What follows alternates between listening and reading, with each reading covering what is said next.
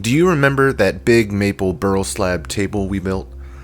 Well, we built some benches to go with it.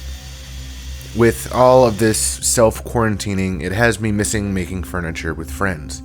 This is a story about that. After the log was slabbed and dried and made into a table by my friend Jordan and I, we were left with some offcuts of the maple and walnut.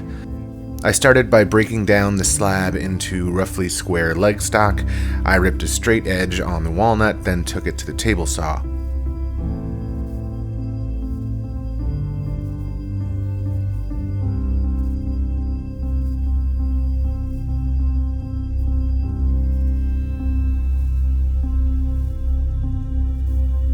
While I was ripping the leg stock, Jordan would take them over to the jointer and joint two faces.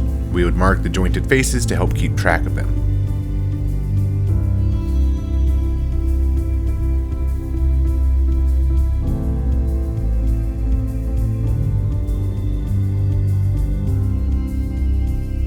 Then, over at the planer, we could plane the opposite faces down to our final leg stock dimensions.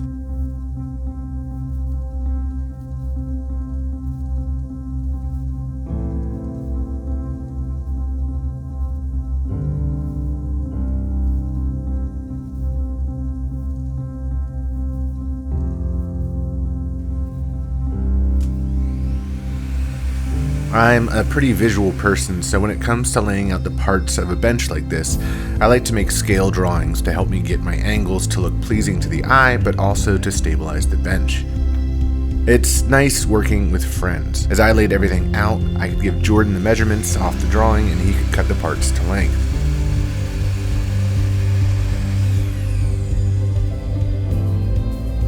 You think you got it right?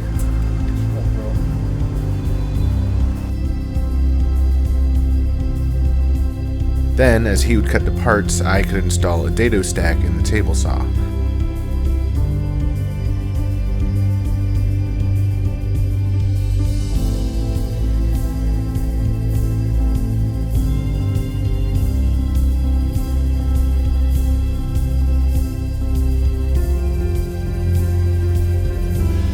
I have found the key to tight-fitting joinery is repeatability, so I like to cut all of the parts that are the same at the same time using a stop block.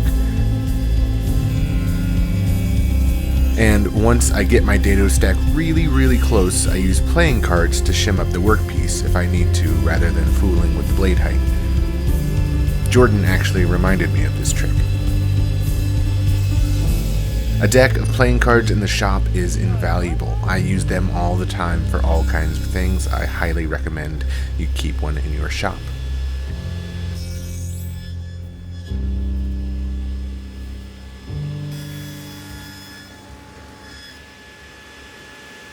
Even with repeatability, there can still be variables that can cause a too tight fit, like sawdust between the workpiece and the stop block. This is where a very sharp hand plane comes in handy to finesse the joint. Still gonna build a guitar. I also miss having someone else in the shop because I don't get to laugh as much. Not only did having two people in the shop make us more productive physically, but the camaraderie made me more productive mentally and in a better state of mind.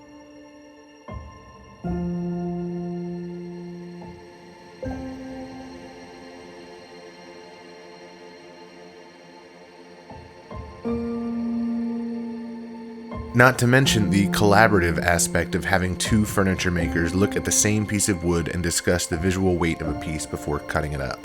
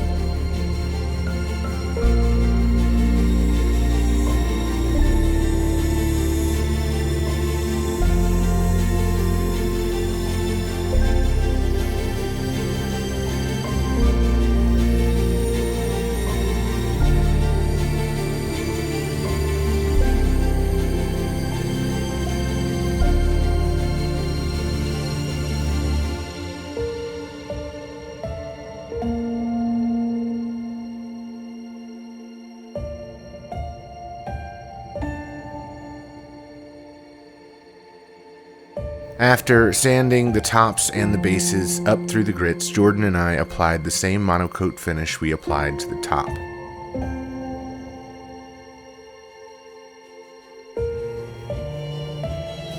Once that was dry, we attached the tops and took the longest hour drive to Richmond, which also feels a bit shorter with somebody else in the truck.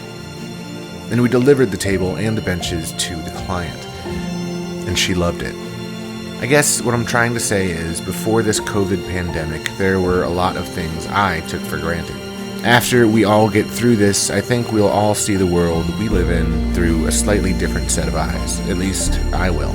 I'm also happy to report that Jordan is the brand new father to a healthy baby boy, who I have yet to meet. Stay safe, stay healthy, and as always, thanks for watching.